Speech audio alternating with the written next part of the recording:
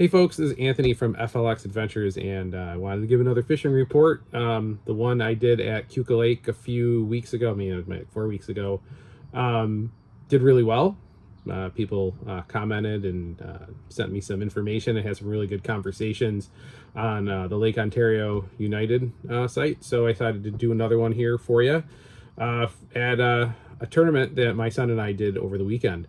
So September 10th, first mate Jeremy and I fished our 8th Finger Lakes Trollers Association Club Tournament at Owasco Lake. This was our second time fishing Owasco Lake. Last time we fished it at the club tournament, we finished seventh with only a 12-pound box. It was a tough day.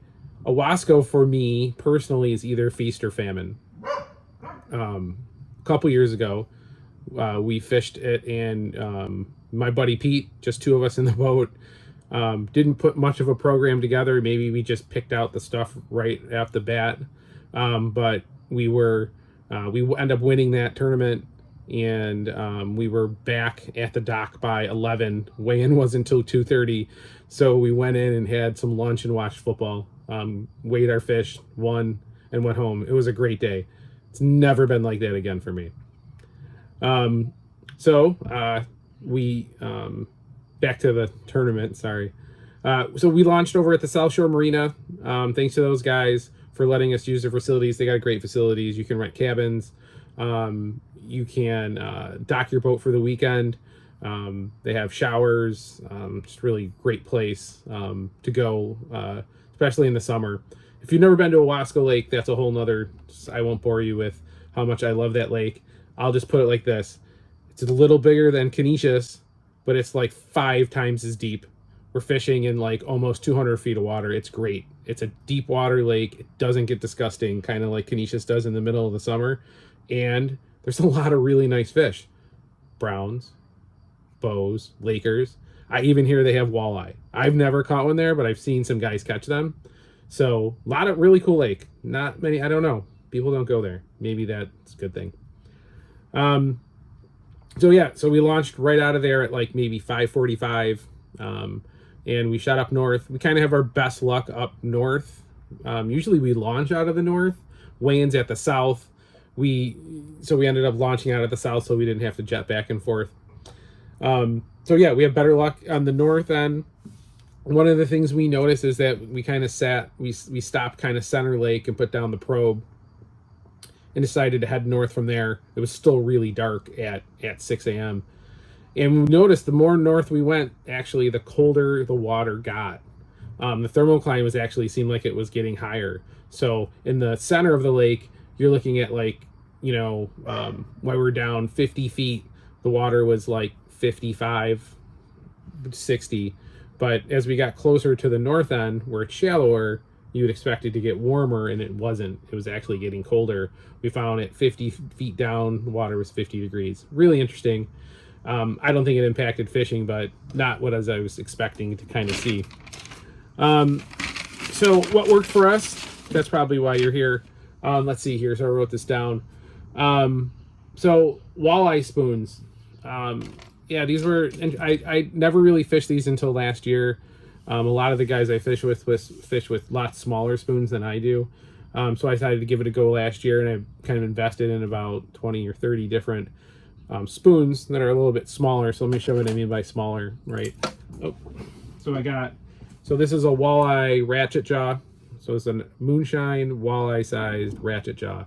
So comparing that, right, to a stinger, right? You can see it's much smaller. Compare it to a stingray, much smaller, right?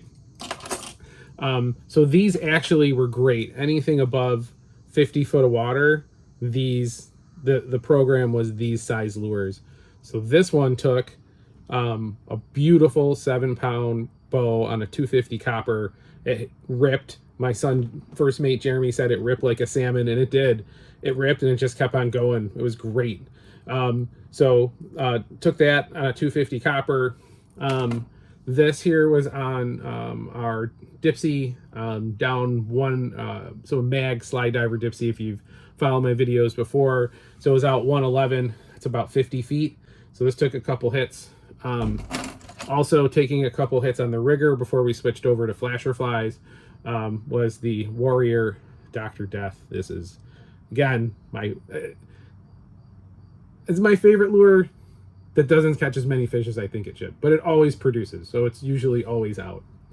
On the riggers before we switch to flasher fly as well, I know a couple captains that Captain Hijeki always talks about the Mup rig, which works great in Lake Ontario. Never really tried it in the Finger Lakes, but I kind of do the opposite, which is probably what normal is, right? So we'll run this UV Can't Afford It is one of our best lures. So run that on the bottom, and then I'll run this on a cheater, maybe about 10 feet up, 6 feet back. This one's a little trailing, so it's kind of trailing, kind of like this when they're fishing. So this took a couple hits. This took one of our 6-pound Lakers that we kept for our box. So those are the lures that kind of produced. And then the spoon bite for us kind of just settled down, and I'm really impatient when I fish. So, 15 minutes with no fish, and I'm already trying to switch up things. So we switched over to some flasher flies. I had a flasher fly out actually right at the beginning on one of our dipsies. That was this one here. So this is an older Dreamweaver flasher. I'm not even really sure what you would even, I can't remember the name of this one, but it's a lot older. But it always produces, and on that I had a Pickled Sunshine, and that's from Dreamweaver. Not a tournament rig, just a normal treble. But this thing, I love the way this thing looks. Like, if you look at it, it's green, it gets in the water, and it's like blue. Blue was the color for flasher flies today. So I'm going to show you 3 flies that I use that caught fish, right? So, right, the Dreamweaver paddle, Pickled Sunshine, right? This would be 24 inches back, right? 3 of these. This is 8 times 3, which is my go-to. It's 24 inches back. A lot. This landed probably 2 or 3 different Lakers on the flasher fly or on the dipsy alone. What else? Spin and Glows. Spin and Glow caught 2 more of the Lakers that went in the box. They caught a bunch more, but this one caught 2 of those. So this is like your typical, this is like your green jeans UV glow. So UV glow. This one always, this is a staple. This one always goes out too. And that was on, again, 24 inches back on a really basic green Spin and Glow, right? Green slime, I think that's what they call it. Super boring, nothing fancy. But again, so I tied this skirt up myself, right? So it's 4 beads. Let's see here. It's 4 beads, 1 blue, 3 green on the back, and it's just a blue-green skirt. Nothing fancy. This one I actually made myself. I'm sure you can buy it somewhere. Probably one of the first skirts I ever made. I didn't make a whole lot this year, but last year during the winter, when all you're doing is dreaming about fishing, that's what I was doing, is making some of my own skirts. So I'm gonna probably make a couple more of those. And then lastly, this is a Glow Frog, and this is what I actually use in the Finger Lakes. So this is a Glow Frog Dreamweaver paddle here. So Glow Frog, Chrome Frog. So it's Glow Chrome, right? And then here, this is a Glow Hammer Atomic Fly. This was great. This also caught us a bunch of fish off the riggers. So like our program kind of evolved a little bit. As soon as the riggers got quiet, we loaded them up with flasher flies and they started producing.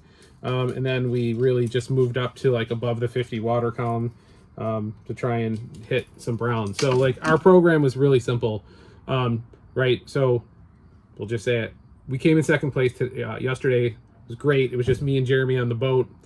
So it was only 2 of us, 6 rod spread. But when we do that, I think I can cover the water column really well between riggers and cheaters, dipsies, and 2 boards.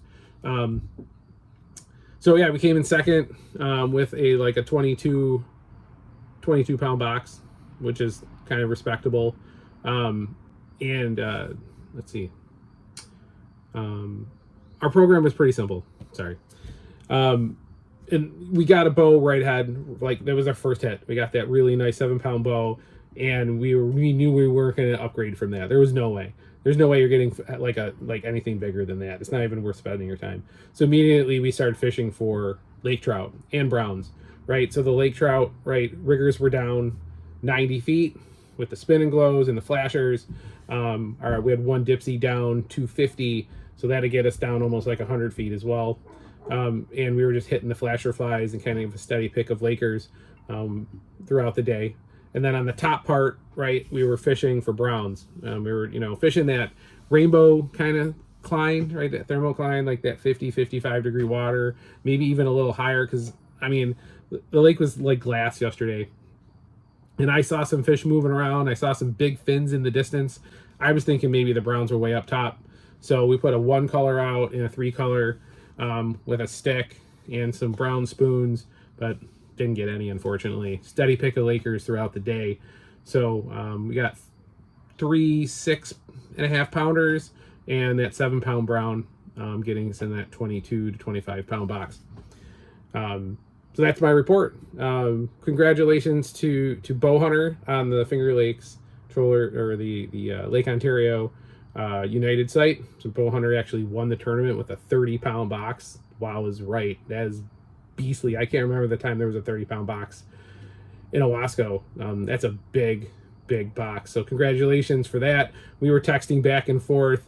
And I texted him like the middle of the day for the tournament, and he's like, "Oh, we're waiting for that one big one." And after I hung up with him, he got it and he won the tournament. So there's that. Happy birthday, Bow Hunter, as well. Good job out there. All right, that's my 12-minute report. I think I covered pretty much everything that I wanted to cover. Again, the Finger Lakes Troller Association has been, to me, great. I've learned so much from those guys and how to fish. And I probably wouldn't be nearly as good as a fisherman if I wasn't part of that club. So you can join it too. It's real easy. Just look us up on Facebook, Finger Lakes Trollers Association. You can join and come compete with us. It's definitely a laid-back league.